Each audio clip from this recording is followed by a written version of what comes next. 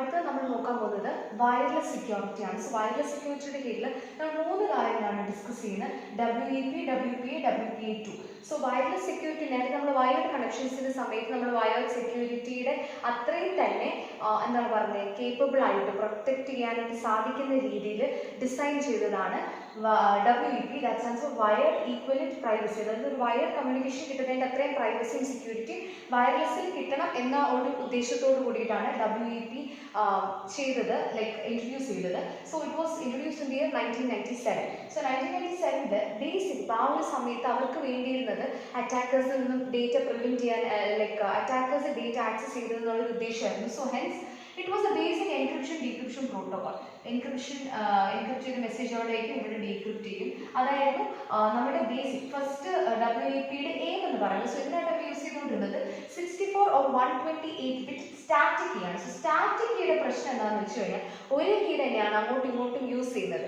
Hence ഇപ്പം man in the middle attack prevent ചെയ്യാനായിട്ട് use ചെയ്തൊരു സംഭവം basically man in the middle അറ്റാക്കിന് വൾണറബിൾ ആണ്. അതായത് ഞാൻ പറഞ്ഞ സ്റ്റാറ്റിക് കീ യൂസ് ചെയ്യുന്നതുകൊണ്ട് തന്നെ ഇപ്പം ഈ ഒരു കീയിലോട്ട് ഈ ഒരു പുറത്ത് നിൽക്കുന്ന ഒരാൾക്ക് ഇപ്പം ഒരു ഇൻട്രൂഡറിന് ആക്സസ് കിട്ടിയെന്നുണ്ടെങ്കിൽ ആ ഒരു കീ വെച്ച് തന്നെ ഇൻഫർമേഷൻ ഡീകോഡ് ചെയ്തിട്ട് ഇവരുടെ കമ്മ്യൂണിക്കേഷൻ എന്താണെന്ന് മനസ്സിലാക്കാനായിട്ട് സാധിക്കും. സോ അതൊരു ഡ്രോബാക്ക് ആണ്. Hence WEP was no longer continued. അത് കഴിഞ്ഞിട്ട് വന്നതാണ് WPA, that is wifi protected access.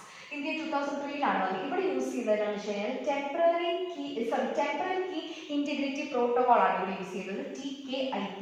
So ഇവിടെ എന്ന് പറയുമ്പോഴത്തേക്കും ഈ സ്റ്റാറ്റിക് കീയുടെ ഈ ഒരു പ്രോബ്ലം ഇവിടെ മാറ്റി നിർത്തുകയാണ്. അതിന് പകരം ടെമ്പററി ആയിട്ടാണ് കീസ് വരുന്നത്, ടെമ്പററി കീസ് ആണ് വരുന്നത്.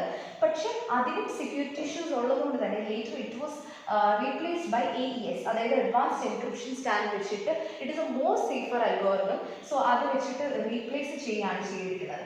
WPAയുടെ മെയിൻ ഉദ്ദേശം എന്ന് പറയുന്നത് നമ്മുടെ ക്യാപ്ചർ ഓർ ഓൾട്ടേർഡ് ഡേറ്റ പാക്കറ്റ്സിനെ ഡിറ്റക്ട് ചെയ്യുക എന്നുള്ളതാണ്.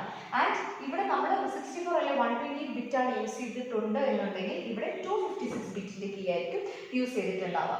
ഇനി അടുത്തത് WPA2, അതായത് ഈ WPAയിലും ലിമിറ്റേഷൻസ് ഉള്ളതുകൊണ്ട് തന്നെ അതിൻ്റെ മോഡിഫൈഡ് വേർഷൻ WPA2 ആണ് ഉണ്ടായത്. WPA3 ഉണ്ട്. So it's not in the syllabus. WPA2 എന്ന് പറയുന്നത് 2004 ലോഞ്ച് ചെയ്ത സംഭവമാണ്. അപ്പോൾ ഇതിനകത്ത് 2 മോഡ്സ് ആണ് വരുന്നത്. WPA2 PSK, which is for personal use, preshared key ആണ്. അപ്പം പേഴ്സണൽ യൂസിനായിട്ട് ആ ഒരു ഏരിയയിൽ അത്രയ്ക്കും ഉള്ളത് മാത്രമേ ഉള്ളൂ അത്. WPA2 ESA, which means that enterprise മോഡാണ്, അതായത് ഓർഗനൈസേഷൻസിനൊക്കെ ആയിട്ട് യൂസ് ചെയ്യാൻ പറ്റുന്ന സംഭവമാണ് WPA ESA. So WPA2 ESA. ഇനി ഇതിനകത്ത് നമ്മൾ യൂസ് ചെയ്യുന്നത്, അപ്പോൾ ഇവിടെ ഞാൻ പറഞ്ഞു TKIP AES യൂസ് ചെയ്ത് ഇവിടെ ബേസിക് എൻക്രിപ്ഷൻ ഡീക്രിപ്ഷൻ ആണ് യൂസ് ചെയ്തിരുന്നത്. ഇവിടെ നമ്മൾ യൂസ് ചെയ്യുന്നത് counter mode, cipher block chaining and map protocol. അപ്പം ഇത് യൂസ് ചെയ്യുന്നതുകൊണ്ട് തന്നെ ഒത്തൻറ്റിസിറ്റിയും ഇൻറ്റഗ്രിറ്റിയും കോൺഫിഡൻഷ്യാലിറ്റിയും മെസ്സേജിന് പ്രൊവൈഡ് ചെയ്യാനായിട്ട് WPA2 സാധിക്കും. പക്ഷേ ഇത്രയും എന്താണ് പറയുന്നത്, ഇത്രയും ഡിഫിക്കൽട്ടായിട്ട് നമ്മളിതിനെ എൻക്രിപ്റ്റ് ചെയ്തെങ്കിൽ പോലും നല്ലൊരു പ്രോട്ടോകോൾ യൂസ് ചെയ്തെങ്കിൽ പോലും it is vulnerable to crack, that is key installation attack. അപ്പം ഈ 3 എണ്ണത്തിൻ്റെയും കമ്പാരിസൺ കൂടി ഒരു ക്വസ്റ്റ്യൻ ഉണ്ട് നമ്മുടെ സാമ്പിൾ പേപ്പറിൽ. സോ ഇതാണ് WEP, WPA ആൻഡ് WPA2. And by that we have reached the end of